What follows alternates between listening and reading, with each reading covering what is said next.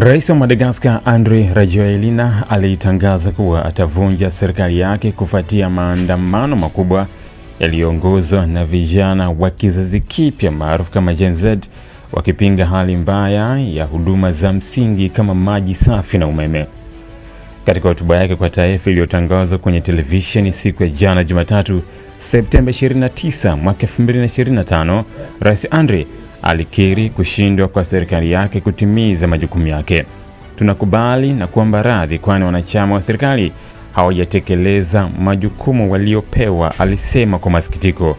Maandamano hayo yameenea kote nchini yakihusisha maelfu ya vijana waliokuwa wakieleza sera yao kuhusu maisha magumu, mfumuko wa bei, ukosefu wa huduma za kijamii na kukatika kwa umeme mara kwa mara. Walibeba mabango yenye ujumbe wa matumaini na madai ya mabadiliko, na maandamano hayo yamekuwa yakiendeshwa chini ya kauli mbiu maisha bila kuteseka.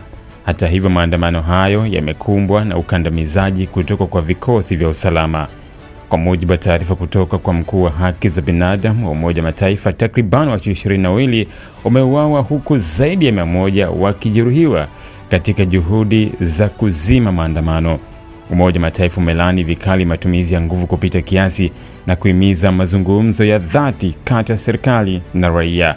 Rais Rajoelina, ambaye amekuwa madarakani kwa vipindi viwili tofauti, anakabiliwa na shinikizo kubwa la kisiasa na kijamii, hasa kutoka kwa vijana wanaosema hawana tena imani na viongozi waliopo.